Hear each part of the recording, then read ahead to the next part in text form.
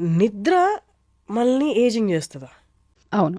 సరిగ్గా నిద్ర. అసలు నిద్రలో చాలా బ్రహ్మాండమైన బెనిఫిట్స్ ఉంటాయి. మనం పడుకున్నప్పుడు చాలా జరుగుతాయి. యాక్చువల్లీ మనం లేసిన దానికన్నా పడుకున్నప్పుడే బెనిఫిట్స్ ఎక్కువ ఉంటాయి.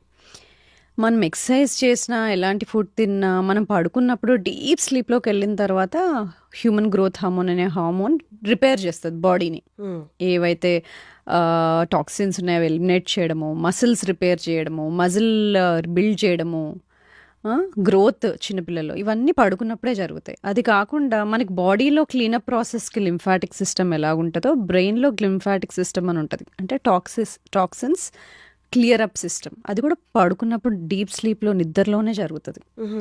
సో ఇలాంటి రిపేర్ రికవరీ పడుకున్నప్పుడు జరుగుతాయి కాబట్టి హార్మోనల్ బ్యాలెన్స్ కూడా మెయింటైన్ అవుతుంది. మ్. మనకి సర్కేడియన్ రిథమ్ అనేది ఒకటి ఉంటుంది. అంటే సూర్యోదయం అయినప్పుడు లేవడము, అస్తమించినప్పుడు పడుకోవడం, ఇలాంటిది మనము అసలు హ్యూమన్ బాడీ అలా ఉండేది. మ్.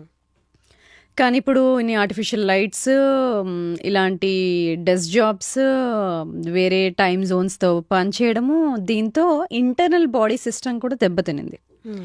పడుకోవాల్సిన టైంకి పడుకోకపోవడము, లైట్ వల్ల పడుకోలేకపోవడము, ఇలాంటివన్నీను. ఇంకోటి బాగా తినేసి కడుపు నిండుగా ఉన్నప్పుడే పడుకోవడము, ఇలాంటివన్నీ చేయడం వల్ల డీప్ స్లీప్లో పోలేకపోవడము, బాడీ రిపేర్ అవ్వకపోవడము, దానివల్ల హార్మోనల్ ఇంబ్యాలెన్సెస్, ఇన్ఫర్టిలిటీ ఇష్యూస్ ఇవన్నీ చూస్తూ ఉంటాం. మ్. సో అందుకని స్లీప్ చాలా ముఖ్యం, చాలా ఇంపార్టెంట్.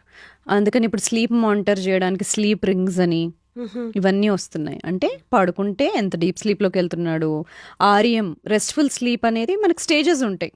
స్లీప్లో స్టేజెస్, దానిలో ఆర్ఎం స్లీప్ అనేది గుడ్ రెస్ట్ఫుల్ స్లీప్. మ్.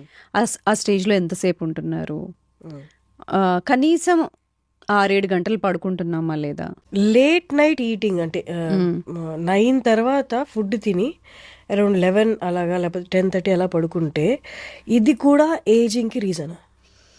సో పడుకున్నప్పుడు డైజెషన్ ఆగిపోవాలి. మనం తిన్నాక నెక్స్ట్ 2 hours వరకు డైజెషన్ సిస్టమ్ నడుస్తూనే ఉంటుంది. ఆ ఫుడ్ పొట్టలో నుండి ఇంటెస్టైన్స్కి వెళ్ళాలి, డైజెషన్ ప్రాసెస్ అంతా కంప్లీట్ అవ్వాలి.